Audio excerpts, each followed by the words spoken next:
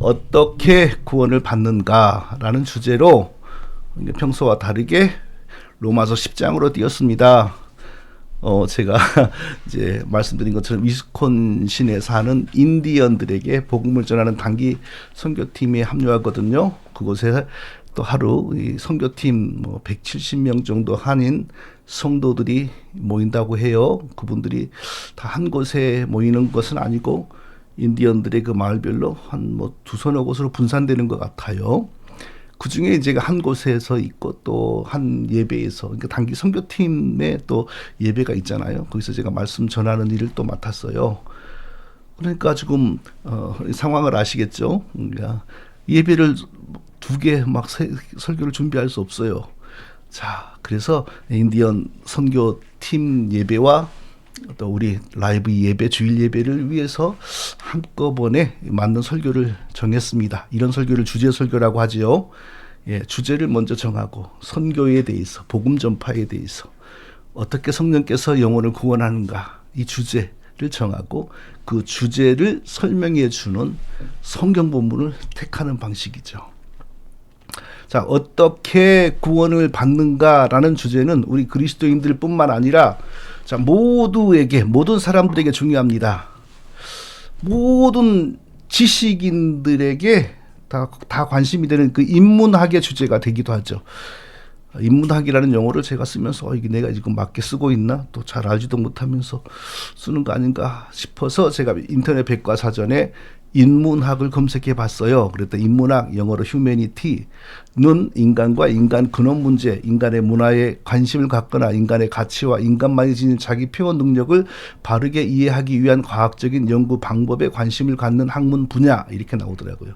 그러니까 인간과 인간의 근원 문제, 그게 당연히 영생의 문제가 들어가죠. 그러니까 우리가 인간을 어떻게 구원을 받는가, 이건 인문학의, 불신자들의 인문학의 주제이기도 한 거죠.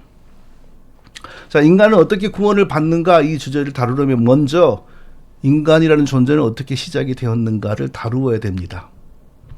자, 이 문제는 성경의 맨 앞에서 다루어지고 설명되고 있죠. 그 성경이 엄청 두꺼운데 성경의 맨 앞에서 이 문제가 다루어지고 설명이 된다, 이런 말은 인간의 근원 문제에 대하여 가장 속 시원하게 진실되게 정직하게 다루는 종교는 기독교라는 것을 뜻하죠. 물론 불신자들, 세상 사람들도 인간의 근원 문제에 대해서 관심을 갖고 있습니다. 표현 방식이 좀 다르죠. 이런 식이죠.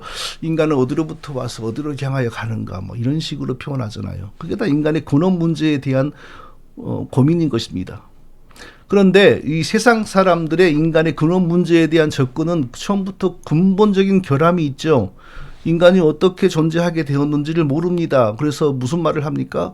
조그마한 단세포의 습도와 온도가 어떻게 맞춰지다 보니까 점점 발전해가지고 원숭이 되고 원숭이가 인간이 되었다. 이렇게 말하고, 또 우주에 빅뱅이라고 하는 큰 폭발이 있었는데 그 폭발의 여파로 인하여 이렇게 저렇게 이렇게 되다가 인간까지 왔다. 또 이런 식으로 설명을 하지 않습니까?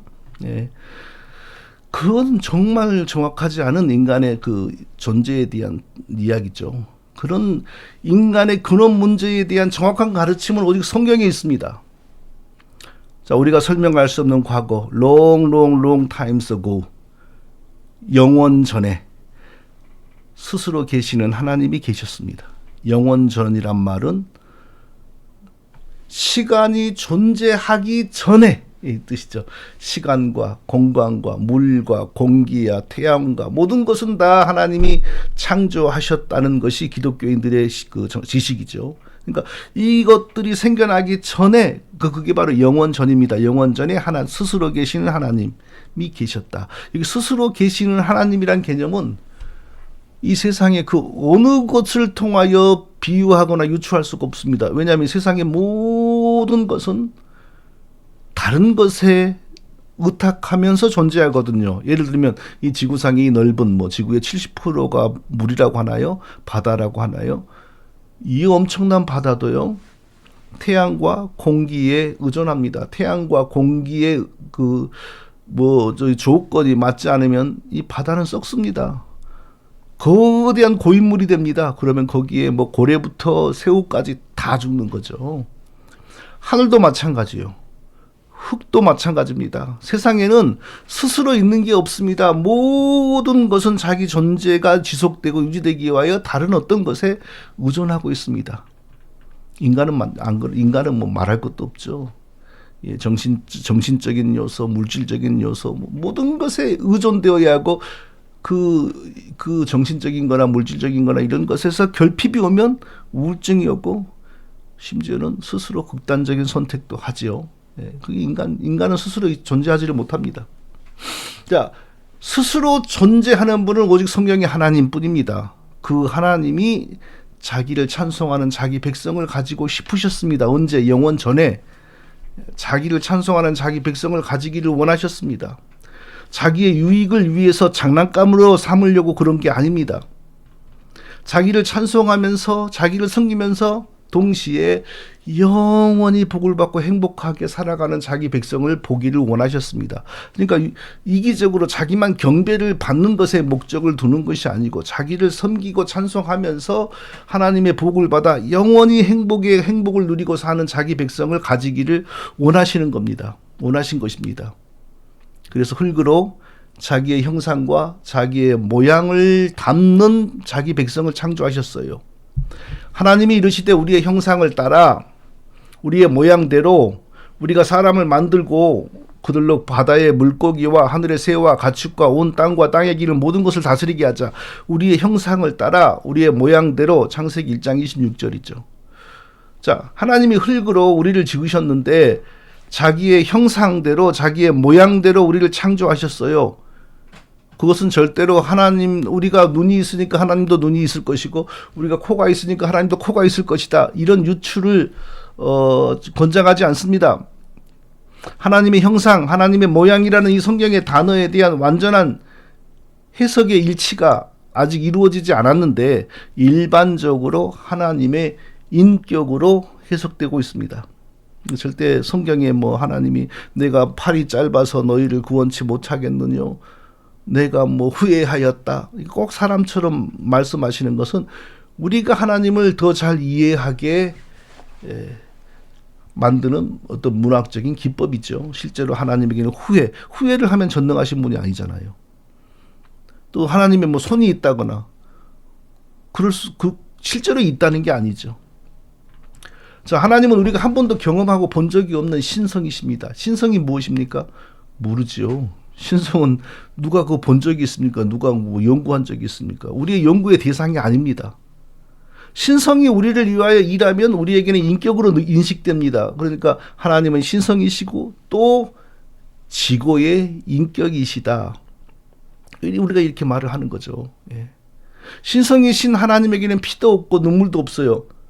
피도 없고 눈물도 없으니까 이상한 느낌이 드는데 완전하신 인격이죠. 예, 완전하신 인격이에요. 그러나 우리처럼 피와 눈물과 고통이 한정되는 분이 아닙니다. 그러니까 우리의 죄값을 갚으려면 목숨을 바쳐서 피 흘리고 죽어야 되는데 하나님에게는 그게 없잖아요. 그래서 하나님께서 죄 없는 한 사람을 창조하시고 성령으로 잉태하시고 성자 하나님께서 자기의 신성, 자기의 인격을 그 사람에게 일치시키니까 신성으로는 하나님, 인성으로는 완전한 사람이 오셔서 우리를 위하여 피 흘리신 것이죠.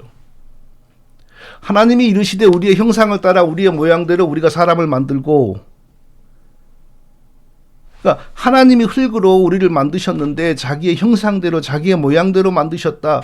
자, 이것을 쉽게 설명하면 거의 하나님처럼 만들어 주었다 이겁니다.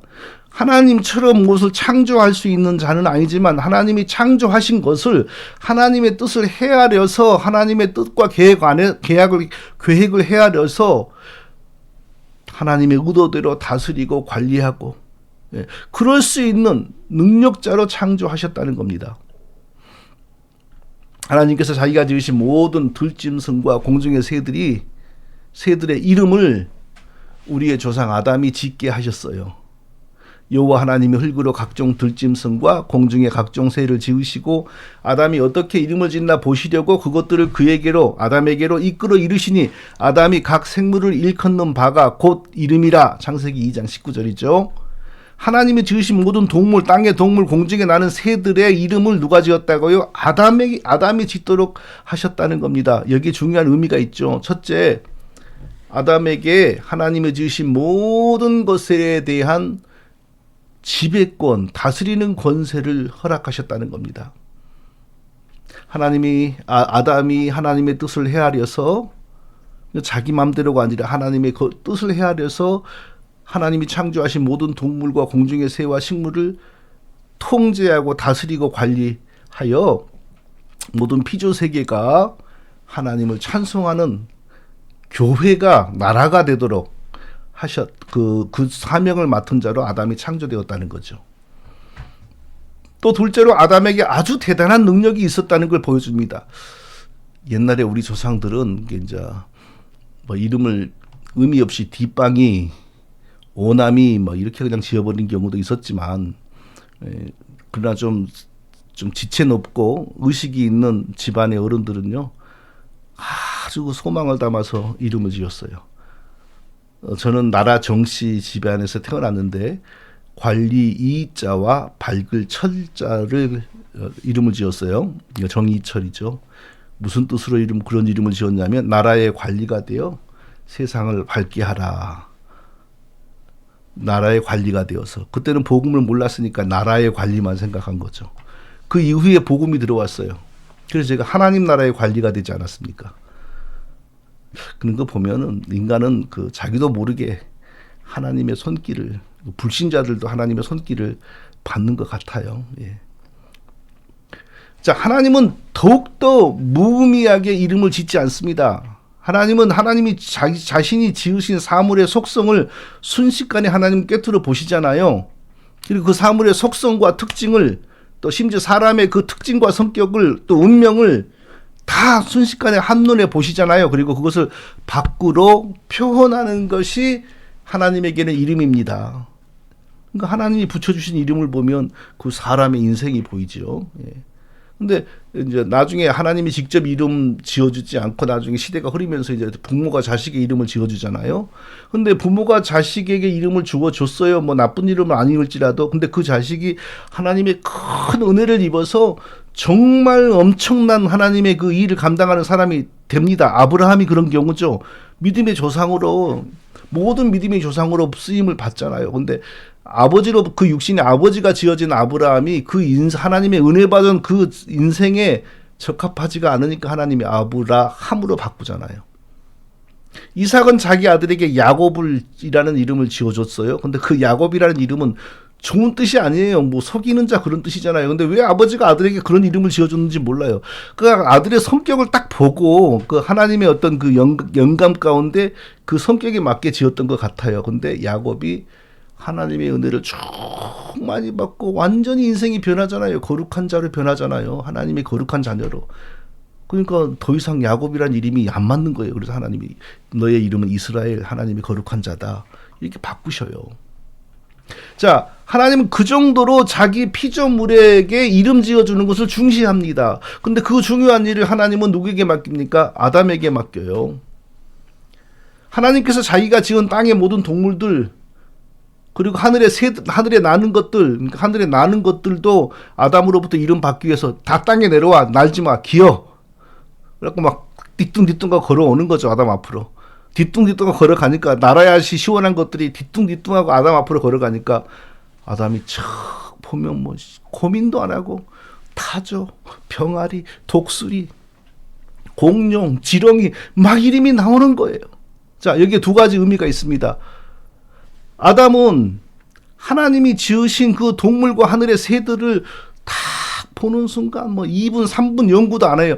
보는 순간 그 속성과 특징이 확 들어온 거예요. 오늘날 우리에게는 도무지 상상할 수 없는 능력이죠. 그거 보고 본질 직관 능력이라고 합니다.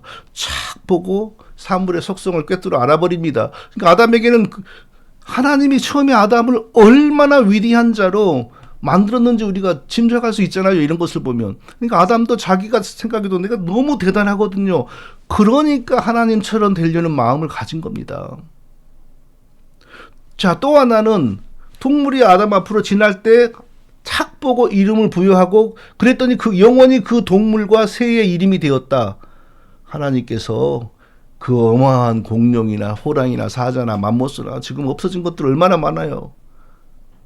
다 아담에게 순복하고 아담이 합법적으로 다스리고 관리할 수 있도록 창조했다는 거예요. 그러니까 아담이 지어준 이름이 영원히 그들의 이름이 되는 거죠.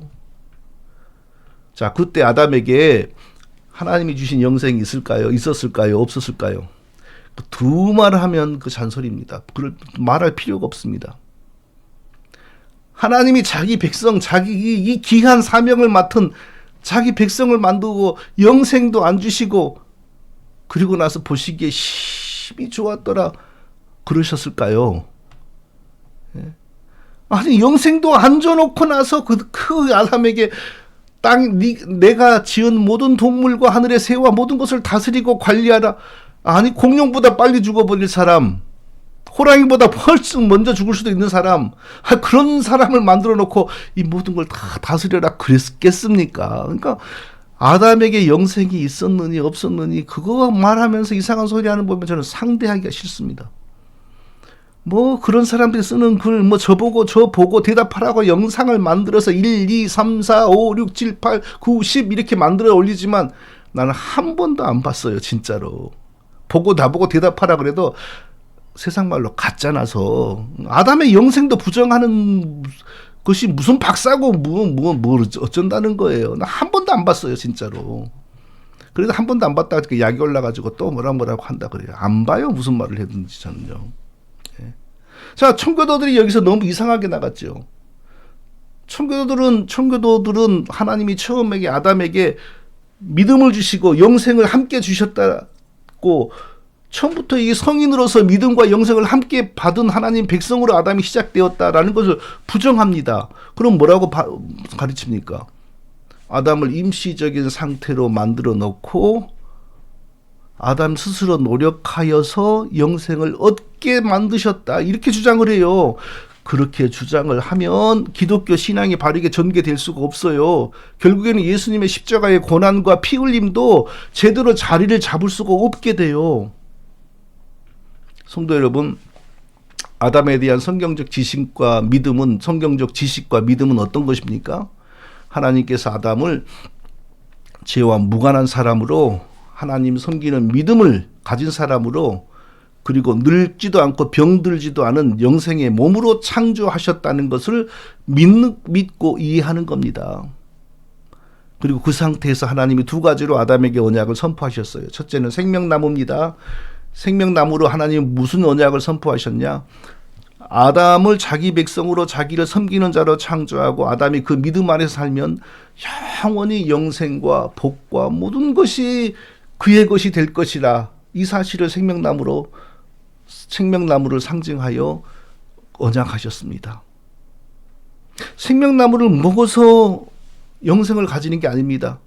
처음부터 믿음과 영생을 함께 받은 자로서 하나님을 섬겨라. 계속 섬기면, 즐거이 섬기면 영원히 복된 상태가 지속된다. 이미 와 있는 하나님의 은혜와 복과 영생을 확인하고 기념하는 성찬식과 같은 용도로 생명나무를 하나님이 사용하셨다는 겁니다.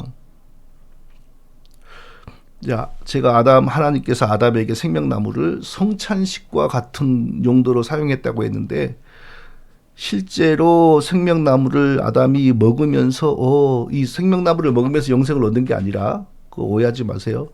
우리가 예수님의 살과 포도주를 먹으면서 이미 십자가에서 내게 주신 예수님의 그 영생을 감사하고 기억하고 또 기억하고 기념하는 것처럼 아담도 생명나무의 이파리나 가지를 이렇게 먹으면서 하나님이 내게 영생을 주셨지. 나를 자녀 삼아 주셨지. 내가 하나님을 즐거이 섬기면 이 은혜가 계속 영원히 떠나지 않는다고 하나님이 약속해 주셨지. 감사합니다. 이런 성찬식을 실제로 먹으면서 하게 했다는 건지 아니면 눈으로 보면서 그리고 마음으로 먹는다는 그 의미를 부여잡는다는 거죠. 그런 용도로 사용했는지 저는 모르겠어요. 칼빈은 어떻게 설명했냐? 우리가 예수님이 흘리신 피를 상징하는 포도주, 예수님의 찢기신 살을 상징하는 떡을 먹으면서 이미 내게 와 있는 영생을 기념하고 확인하는 것처럼 아담도 생명나무의 뭐 어느 부위라고 말하지 않았어요. 생명나무를 먹으면서 이미 자기에게 와 있는 하나님의 영생의 은혜를 기념하고 확인하게 만들었다. 이렇게 해서 가르쳤어요. 갈비는요. 또 하나님께서 선악과를 통하여 전혀 다른 언약을 아담에게 선포하셨습니다. 하나님이 선악과를 통하여 아담에게 선포하신 언약은 저주와 심판의 언약입니다. 자, 아담을 완전히 자유의지를 가진 사람으로 창조하셨죠.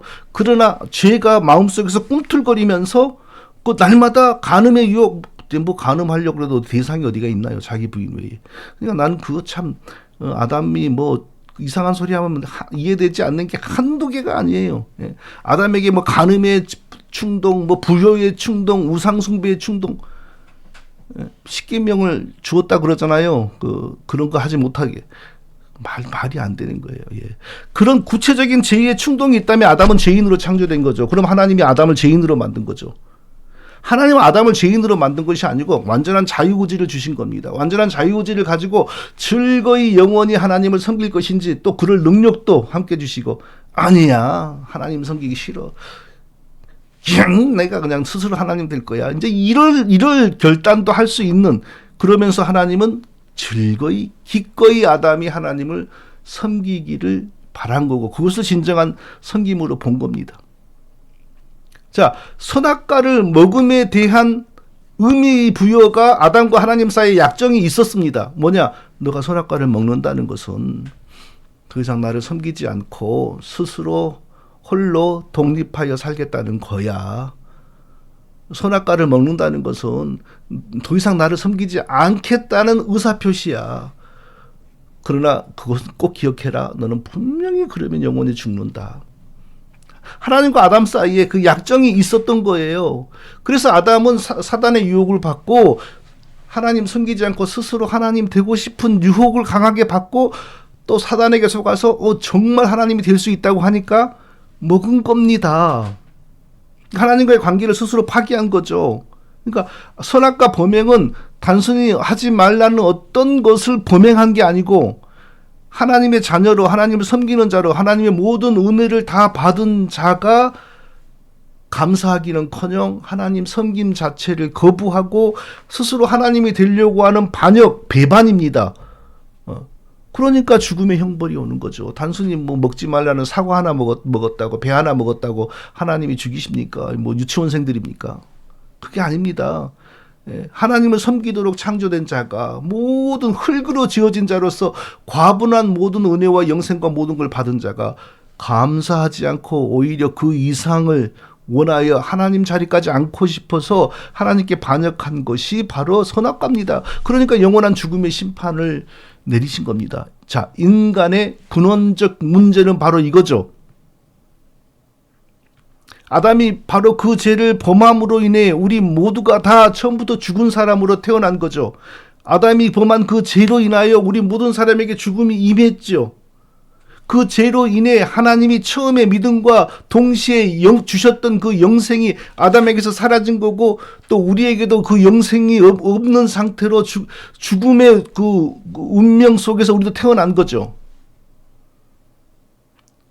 그럼 이런 귀한 진리를 이해를 못해서 그런지 억지로 부정을 하는 건지 영생이란 죽지 않는 것인데 아담이 빤히 죽었다는 것을 알면서도 아담이 영생이 있었다고 하느냐 이런 궤변을 누려놓으면서 계속 따지고 뭐 영상을 만들어 올리고 글을 쓰고 정말 진짜 상대하고 싶지 않습니다.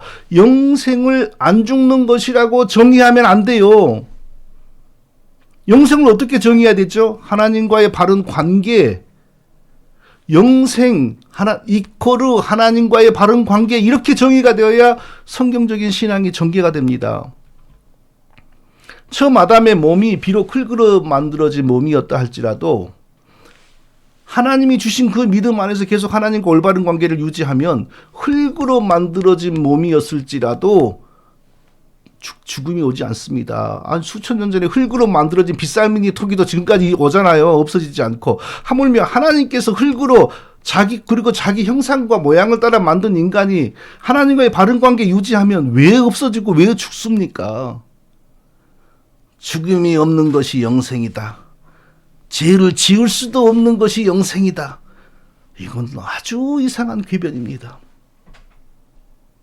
죄를 범하여 영원히 죽은 우리를 하나님께서 예수님의 피 흘리심과 죽으심으로 다시 살려내시니 그걸 보고 저렇게 저기 영생에 저런 몸이야지 영생하는구나라는 오해를 하는 거예요. 그래서 아담도 뭐 율법을 잘 지키는 공로로 예수님의 부활처럼 몸이 변해야 영생이 되는 거다. 이렇게 건 궤변이죠. 인간의 영생의 본질은 믿음 안에서 하나님과의 올바른 관계를 계속 유지하는 것이 영생입니다. 아담은 성인으로 창조되었고 그리고 창조되는 그 순간 시작부터 하나님을 믿는 믿음을 받았고 그 믿음 안에서 계속 살 수 있는 영생을 함께 받은 겁니다. 아담이 그 믿음을 버리지 않았다면 빗살무늬 토기도 있고 무슨 토기도 신석기 구석기 시대에 지금도 오잖아요. 좀 깨지기도 하지만 아담이 그 몸으로 지금까지 살면서 자식을 얼마나 많이 낳고 늙지도 않고 병들지도 않고 우리의 대장이 되어 우리의 우리 모든 자녀들을 다 이끌어서 하나님을 경배하게 만드는 우리의 선생이 되어 있을 거라고요. 할아버지 하면서 선생님 하면서 우리가 지금 따르고 있을 거라고요. 그게 아담에 대한 성경적인 이해입니다. 자, 청교도 얘기 또 하네요. 청교도 신학하는 사람들이 이렇게 어거지로 끝까지 아담의 영생 창조를 부정하는 이유가 뭘까요? 종교개혁 이후 지난 500년 동안 개신교회를 속이고 지배한 그 청교도들의 율법주의 이단 사상을 고수하라는 사탄의 지령입니다. 사탄이 그들에게 내린 지령이 뭡니까? 이런 내용입니다.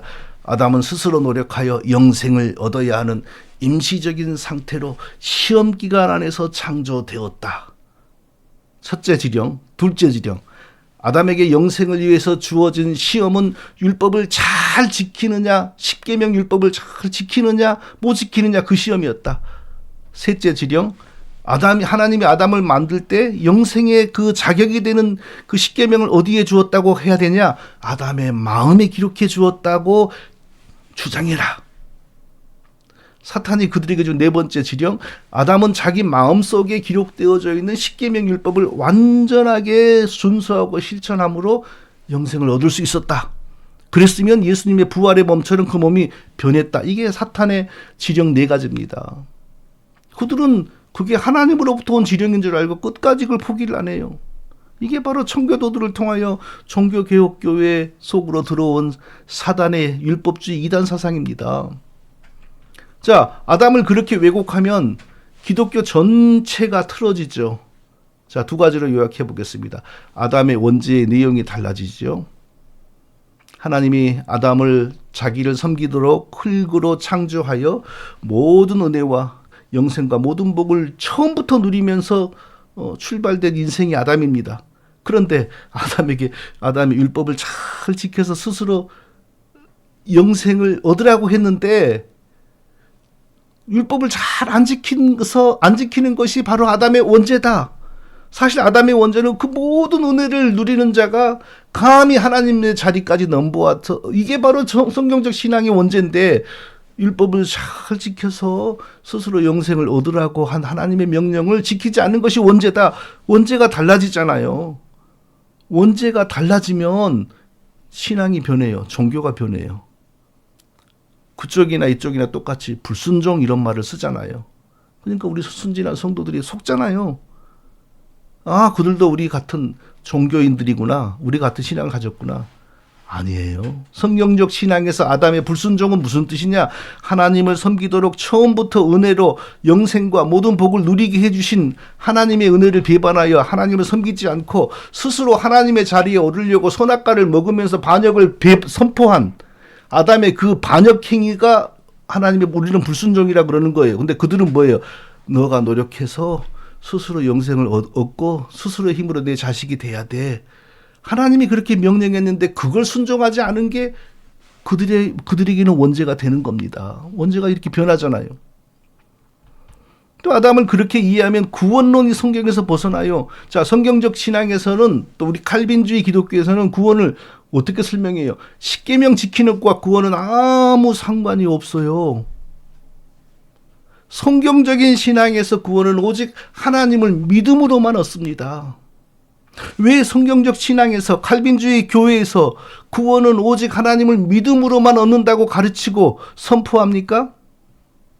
아담과 우리는 하나님을 배반하고 반역함으로 하나님의 원수가 되었어요. 그래서 하나님의 저주와 진노의 대상으로 전락했어요. 우리가 다시 사는 길은 하나님의 죄 용서를 받고 하나님과 화해되는 겁니다. 그러려면 우리가 우리의 죄값을 갚아야지요. 그래야 하나님 우리를 용서하죠. 십계명을 열심히 지키면 우리 죄가 없어지나요? 십계명을 다 지킬 수도 없지만 십계명을 100번을 지켜보세요. 우리가 하나님께 반역한 죄가 사라지나? 타락한 인간이 죄 용서받고 하나님께 화해하는 길은 내 죄값을 내가 갚아야 되는 거예요. 그건 죽음을 뜻하죠. 죄값은 사망이라고 그러잖아요. 죽어야 하는 죄를 지었으니 죽어야만 돼요. 그런데 내가 내 죄를 지고 죽는다고 해서 하나님이 칭찬하시지 않아요. 그것 때문에 나를 다시 살려주지 않아요. 왜? 죄인은 죄값을 갖고 죽는 게 당연하거든요. 살인 죄인이 죄값으로 무기징역 사형 선고되는 것이 뭐 그렇게 칭찬받을 일입니까? 전혀 다른 방식으로 죄 용서가 일어날 수밖에 없어요. 왜? 어떻게? 죄 없는 의로운 사람이 대신 죽어드려야 하나님께 만족이 오는 거예요. 그래서 모든 아담의 후손들 가운데는 아무도 그 일을 할 수 없으니 하나님이 스스로 죄 없는 사람의 몸을 자기 몸으로 가지시어 우리 죄인들의 죄값을 대신 십자가에 달려 피 흘려 죽으심으로 하나님께 완전히 갚은 겁니다. 그러니까 하나님께 만족이 되었죠. 아무 죄 없는 의로운 자가 자기 목숨을 죄인들을 위하여 대신 내어놓으니까 하나님의 진노가 풀린 거지요. 그러니까 우리의 구원은 예수님의 죽으심으로부터 나오는 거예요. 뭐 예수님의 율법 준수로부터 나오는 게 아니에요. 예수님이 대신 죽으심에 만족한 하나님께서 우리 죄에 대한 진노를 푸시고 우리에게 다시 영생과 자녀되게 하신 은혜를 회복시켜 주신 겁니다. 이게 성경적인 기독교입니다. 이게 칼빈주의 기독교입니다. 사람이 되신 하나님이 죄인들을 대신하여 자기의 죄 없는 몸을 속죄의 제물로 하나님께 드림으로 죄 용서와 영생이 우리 것이 되었습니다. 이게 성경적인 신앙이죠. 이게 성경적인 기독교죠. 근데 청교도들의 기독교는 어떻습니까? 하나님이 죄인들에게 영생을 회복하셔 주시기 위하여 사람의 몸을 입으셨다. 여기까지는 같아요. 그런데 우리의 구원을 회복시키기 위하여 사람이 되신 하나님이 힘썼다는 이 내용이 달라요. 어떤 내용이냐? 아담이 지키지 못한 십계명 율법을 완전하게 지켰다. 아니 언제 하나님이 아담에게 십계명을 주면서 이거 지키면 영생 주겠다라고 한 적이 있습니까? 그런 적도 없는데 괜히 그런 이론을 만들어 놓고 이렇게 예수님을 왜곡해요. 이게 바로 사탄으로부터 나오는 거죠. 이게 바로 사탄으로부터 나오는 겁니다. 또 그러면서 또 나중에는 십자가에 달려 죽기까지 하셨다. 왜? 아담이 하나님의 명령을 거역한 그 죄값을 갚아야 되니까. 그러니까 아담이 못 지킨 율법을 대신 지켜야지 영생의 자격이 생기는 거고, 아담이 또 하나님을 거역하고 율법 안 지키고 선악과 먹은 것에 대한 죄값도 치러야 되니까. 그러니까 이 청교도들의 기독교는요, 하나님이 사람이 되어 우리의 죄값을 대신 갚아주심으로 우리에게 구원을 주는 종교가 아니에요. 하나님이 사람이 되어 대신 십계명 율법을 완전하게 지켜서 우리에게 영생을 주시고, 또 한 가지를 더 해야 돼요. 십자가에 달려 아담이 선악과 먹은 죄값도 갚아줘야 돼요. 여기서 어떤 차이가 벌어져요? 성경적 기독교에서는 예수님의 십자가에서 우리의 구원과 우리의 의가 다 나온다 이렇게 되는데, 이들의 기독교에서는요, 의롭게 되는 것은 예수님의 십계명 율법 준수, 그리고 죄의 형벌에서 벗어나는 것은 예수님의 십자가, 이렇게 변하는 거예요. 하나님이 죄를 알지도 못하신 이를 우리를 대신하여 죄로 삼으신 것은 우리로 하여금 그 안에서 하나님의 의가 되게 하려 하심이라. 고린도후서 5장 21절. 죄를 알지도 못하는 예수 그리스도를 우리 대신 죄로 삼으셔서 죽게 하신 것은 우리를 의인되게 하려고. 예수님의 죽으심에서 우리의 의가 나오고 우리의 구원이 나온 거예요. 우리가 그 피를 인하여 의롭다 하심을 얻었은즉 더욱 그로 말미암아 진노하심에서 구원을 얻을 것이니 피로 말미암아 의롭다 하심을 얻었은즉 로마서 5장 9절. 예수님의 십계명 율법 준수로 우리가 의롭다 하심을 얻었다. 이건 사탄의 교리입니다. 성경은요, 그 피를 인하여 의롭다 하심을 얻었은즉, 또 그들이 뭐라 그래요? 예수님의 십계명 율법 준수로 우리의 의가 왔고 십자가에서 우리의 죄 용서가 왔다. 그러나 성경은 뭐라 그래요? 그 피를 인하여 의롭다 하심을 얻었은즉 더욱 그로 말미암아 진노하심에서 구원을 얻을 것이니, 그리스도의 피에서 우리의 의인됨이 왔고 그리스도의 피에서 우리가 죄 용서를 받았다 이겁니다. 그러나 그들은 끝까지 율법 준수 다른 복음을 주장하나요? 지금도 한국의 청교도 목회하는 교수들, 목사님들도 아니고 목사라고 그러고 싶어요. 그 피를 인하여 의롭다 하심을 얻었고 그 피를 인하여 진노하심에서 우리가 구원을 얻었다. 이걸 부정해요. 이걸 부정해. 사도 바울이 뭐라고 했습니까? 내가 너희 중에서 예수 그리스도와 그의 십자가에 못 박히신 것 외에는 아무것도 알지 아니하기로 작정하였음이라. 고린도전서 2장 2절. 율법에 대해서는 사도 바울보다 전문가 없습니다. 그런데 사도 바울은 예수님의 율법 준수, 율법이 어쩌고 한마디도 하지 않아요. 내가 그리스도와 십자가에 못 박힌 것 외에는 아무것도 나는 말하고 싶지 않다. 이랬습니다. 아니 이렇게 복음을 왜곡하면 이단이죠. 그러면 이단이란 말을 곱게 받아야죠. 왜 제가 아는 사람들에게 전화를 해서 정리철 목사에게 너 이단이라고 좀 하지 마라 그래. 이단이라고 좀 하지 마라 그래. 너무 지나치게 그러지 말라. 이런 얘기를 왜 합니까? 아니 이단이란 말을 듣기 싫으면 이단 사상을 버리면 되잖아요. 왜 이단 사상을 붙들고 있으면서 이단이란 말을 듣기 싫어합니까? 자, 다시 처음으로 돌아갑니다. 구원을 잃어버린 인간은 어떻게 다시 구원을 얻습니까? 제가 정답을 순서대로 말하겠습니다. 자, 설교 이제 마무리 결론입니다. 첫째, 구원을 잃어버린 인간에게는 다시 구원을 되찾을 수 있는 수단이나 방법이나 능력이 전혀 없습니다. 자, 구원을 다시 얻는 일은 사람의 손이 닿지 않는 영역입니다. 잃어버린 구원을 다시 얻는 것은 하나님의 창조에 속하는 일입니다. 자, 최근에 한국의 과학자들이 초전도체를 발명했다고 합니다. 제가 그게 뭔지 조금 알아보니까 전기가 흘러가는데 일체의 저항이 없는 물질이라고 해요.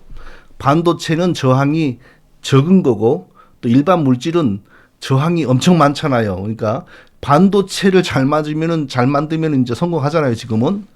그러니까 원자력 발전소에서 전기를 아무리 많이 생산해봐야 각 가정으로 전기가 오는 과정에서 전력 손실이 많아요. 왜냐하면 그 줄들이 전기의 흐름을 저항하니까, 방해하니까. 그런데 초전도체가 나오면 원자력 발전소에서 100이라고 하는 분량의 전기가 만들어지면 가정에는 거의 100 또는 99 그대로 온다는 거예요. 그럼 앞으로 이 세상은 어마어마한 혁신이 또 벌어지는 거죠. 그런데 그런 물질을 발견하는 것은 창조가 아닙니다. 하나님이 창조한 것 중에 아주 작은 것 하나를 발견하는 겁니다. 창조는요, 없는 것을 있게 하는 겁니다. 자, 죽었다라는 것은 생명이 없다는 거죠.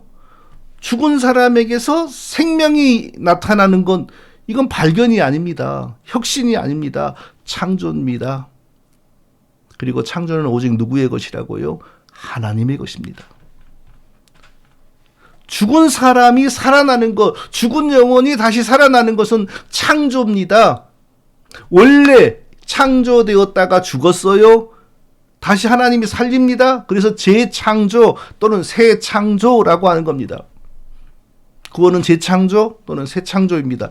니고데모라고 하는 그 시대의 제법 똑똑한 사람이 밤중에 도둑놈처럼 조용히 예수님에게 찾아왔어요. 그래서 어떻게 하면 구원을 받습니까? 라고 물었더니 예수님이 뭐라고 했죠?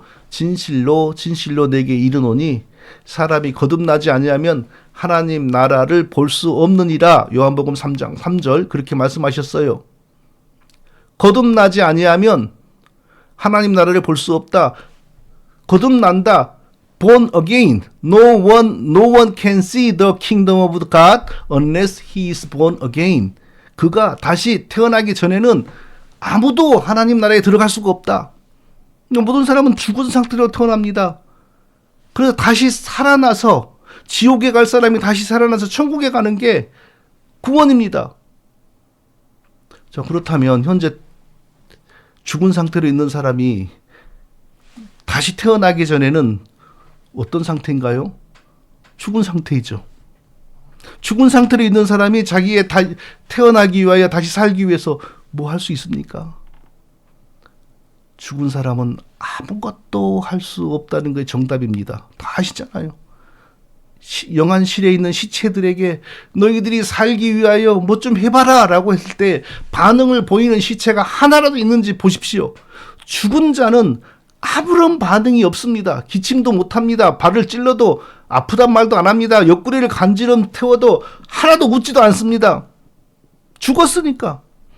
어제 제 고등학교 친구 하나가 심근경색으로 세상을 떠났다고 부고가 왔어요. 찾아갈 수도 없지만 찾아가서 제가 때린들 흔든들 무슨 반응을 하겠어요? 죽었으니까요. 영적으로 죽어있는 사람은 다시 영적으로 출생하기 위하여 스스로 아무런 생각도 아무런 노력도 아무런 행동도 아무것도 못합니다. 다시 태어나지 않았으니까. 우리가 태어나기 전에 우리가 태어남을 위하여 우리가 뭘 했습니까? 어머니 아버지에게 나를 태어나게 해주세요. 부탁했습니까? 성도 여러분, 너무나 뻔한 말 제가 강조합니다. 지옥에 가지 않고 다시 태어나서 천국에 가는 일은 100% 하나님의 은혜와 사랑으로만 가능합니다. 죽은 영적인 상태에서 태어난 우리가 다시 영적으로 다시 태어나서 천국에 가기 위하여 터럭만큼의 일도 우리가 할 수 없습니다. 아무것도 못합니다. 율법을 선포하면 죽은 영혼이 살아날 길을 찾고 준비하지.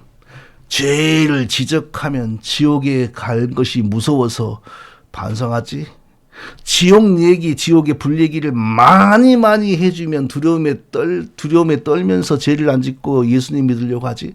전부 거짓 이론이에요. 그런 거 옛날에 조나단 에드워드가 하다가 사람들 자살시켰습니다. 죽은 영혼은 지옥 얘기를 하건 율법을 선포하건 뭘 하건 아무런 반응이 나올 수가 없어요. 영적으로 죽어있는 인간에게서 자기 구원에 대한 말, 행동, 생각은 언제부터 시작이 되냐? 살아나면서부터 시작이 되는 거예요. 살아나면서부터 자기 구원에 대한 지각, 생각, 말이 시작이 되는 겁니다. 그러므로 성도 여러분, 우리는 우리의 구원에 대해서 그 모든 영광과 찬송을 오직 하나님께만 돌려야 됩니다. 항상 하나님께 감사하는 것 외에는 우리가 구원에 대해서 달리 할 게 없습니다. 자, 둘째로 이제 마지막입니다. 구원이 일어나는 원리에 대해서 가장 중요한 거죠. 이거 설명하고 마치겠습니다. 구원은 지옥에 갈 영혼이 다시 살아나서 천국에 가는 것이라고 정의했습니다. 죽은 영혼이 살아나는 것이 구원입니다. 누가 우리의 죽은 영혼을 살렸을까요? 하나님이 살렸지요. 그런데 구체적으로 말해보죠. 성부, 성자, 성령 하나님 가운데 누가 우리의 영혼을 살리는 일을 그 사역을 하셨을까요? 성령 하나님입니다. 성부 하나님은 죽은 자들 가운데 우리를 자기 백성으로 택하셨고, 성자 하나님은 우리의 죄값을 갚기 위하여 죄 없는 사람의 몸을 입으시고 오셔서 우리의 죄를 대신 짊어지고 십자가에서 우리를 위하여 피 흘리고 죽으심으로 우리의 구원을 이미 2000년 전에 획득해 놓으셨습니다. 그럼 2000년 후에 태어나서 미국 땅에서 살고 있고 한국 땅에서 살고 있는 우리는 어떻게 구원을 받았을까요? 어떻게 우리 죽은 영혼이 살아났을까요? 성령의 사역입니다. 성령이 그리하셨습니다. 설명할 수 없는 성령의 재창조 사역으로 우리가 살아났습니다. 그런데 성령이 그냥 자기 마음대로 나 능력 있다, 나 요술 잘 부려 하시면서 그런 게 아닙니다. 2000년 전에 성자 하나님, 사람의 몸을 입으신 성자 하나님이 십자가에 달려서 저의 구원을 이미 획득해 놓으셨잖아요. 그것을 저에게 적용시킴으로 저의 영혼을 살렸습니다. 쉽게 말해 보겠습니다. 제가 언제라고 기억이 안 나요. 그런데 누군가로부터, 여러 사람으로부터 예수 그리스도께서 정유철, 당신의 죄를 대신 지시고 이미 십자가에 달려 피 흘리고 죽으셨습니다. 당신의 죄값을 예수 그리스도가 다 갚았습니다. 당신은 예수 그리스도를 믿기만 하면 죄 용서받고 구원을 받습니다. 아주 짧은 두 문장, 세 문장이죠. 그 얘기를 저는 여러 번 들었어요. 어렸을 때 시골의 목사님으로부터, 잘 설명도 못하는 저희 할머니 권사님으로부터 여러 번 들었어요. 언제인지를 모르나 그 얘기가 제 귀에 들려오고 제 마음에 들려올 때 성령께서 제 영혼을 살려서 그 얘기, 그 예수님의 제 용서의 복음을 믿게 만드셨어요. 살려주기 전에는 제가 믿을 수 없잖아요. 제 영혼을 살려주면서 믿게 만드셨어요. 제 영혼이 예수 그리스도가 내 죄를 짊어지고 이미 2000년 전에 십자가에서 피 흘리고 죽으셨다. 내 죄는 다 용서되었다. 예수님 믿으면 나는 죄 용서받는다.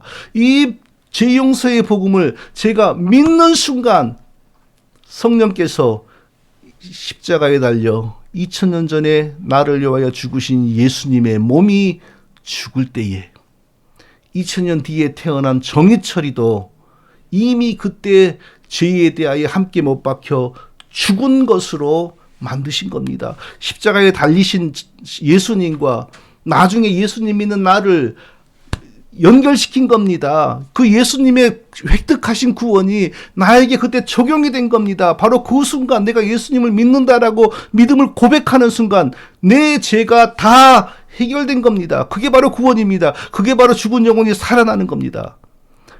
그전에 내가 뭐 죄를 다 깨달아서, 그 거짓말입니다. 일단 그 복음으로 살려놓고 나면 그때부터 서서히 믿음이 성장하여서 죄가 무엇인지, 의가 무엇인지, 하나님을 기쁘시게 하는 게 무엇인지 서서히 지각이 넓어지고 깊어집니다. 그러면서 우리가 영적으로 성장해 가는 것입니다. 처음부터 그게 다 되어서 구원받는 거 아니에요. 처음부터 다 되어서 구원받는 것처럼 말하는 사람들이 바로 청교도 이단들입니다. 중요한 것이 뭡니까? 그 짧은 그리스도께서 당신의 죄를 짊어지고 이미 십자가에서 죽으셨습니다.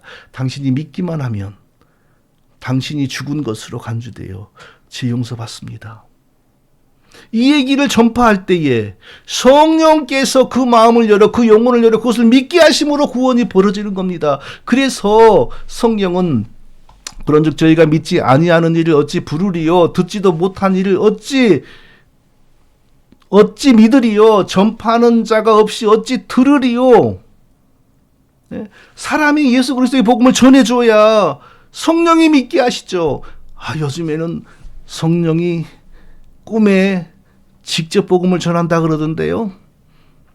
천사가 나타나서, 그 핍박이 심한 무슬림 동네 그런 데서는 천사가 나타나서 전도한다 그러던데요. 전부 거짓말입니다. 그러려면 순교자가 왜 그동안 나타났습니까? 전부 성령이 해버리지. 반드시 먼저 믿은 자를 통하여 그리스도의 복음, 십자가의 복음이 증거되게 하십니다. 그래서 바울이 순교한 거죠. 그래서 사도들이 순교한 거죠. 사람이 자기 입으로 아직 믿지 않은 자에게 예수 그리스도의 십자가의 죄 용서의 복음을 선포하지 않으면 성령은 그것을 적용시키지 못해요. 성령이 하늘에서 직접 초자연적으로 적용되는 그런 구원의 복음 없어요. 그래서 믿음은 들음에서 나며 들음은 그리스도의 말씀으로 말미암았느니라. 믿지 않은 일을 어찌 부르리요, 듣지 못한 일을 어찌 믿으리요, 전파하는 자가 없이 어찌 들으리요. 반드시 우리는 주변의 친척들, 자녀들, 형제들, 아직 믿지 않은 사람들에게 말해야 돼요. 짧게 그리스도의 복음을. 길게 설명할 것도 없어요. 죄 얘기할 거 없어요. 율법 얘기할 거 없어요. 그리스도께서 당신의 죄를 짊어지고 이미 죽으셨습니다. 당신이 그리스도를 믿기만 하면 죄 용서받습니다. 하나님의 자녀가 됩니다. 그 말만 하면 돼요. 그런데 사람이 보기에는 그게 아무런 힘이 없을 것 같은데 성령이 역사하면 그 영혼에 박힙니다. 성령이 역사하면 그 짧은 말이 영혼을 울립니다. 돌아서서 그 영혼이 눈물을 흘리면서 믿습니다. 그래서 그 순간 생명이 들어가고 그 순간 그 사람이 살아나는 거예요. 성도 여러분, 우리가 여러 말 할 게 없어요. 주변에 믿지 않은 사람들에게 기독교의 전통을 얘기할 거 없고, 율법을 얘기할 거 없고, 죄가 이런 거고 저런 거고, 죄에 대해서 설명할 거 없고요. 그리스도가 당신의 죄를 짊어지고 2000년 전에 십자가에서 죽으셨습니다. 당신은 그리스도를 믿기만 하면 죄 용서 받습니다. 이성적으로 설명이 안 되는 말이죠. 성령이 역사하셔서 일하십니다. 그러면 그 사람이 바로 그 순간 영혼이 살아납니다. 자, 우리는 성령을 의지하고 바로 이 짧은 그리스도의 피의 복음을 힘써서 증거하는 저와 우리 모두가 다 되시기를 예수님의 이름으로 축원드립니다. 거룩하신 아버지 하나님, 이성으로 철학으로 과학으로 증명되지 않는 그리스도의 십자가의 피의 복음, 죄 용서의 복음 믿게 하여 주옵소서. 그리고 우리가 아무리 바빠도 아무리 힘들어도 믿지 않은 사람들에게 이 짧은 두 줄, 세 줄의 복음을 항상 증거하는 우리 모두가 되게 하여 주옵소서. 그래야 그때마다 성령께서 자기의 택한 백성들의 눈과 영혼과 마음의 마음을 열어서 믿고 구원받게 하는 역사가 풍성하게 일어나게 하여 주시옵소서. 예수님의 이름으로 기도합니다. 아멘. 자, 찬송가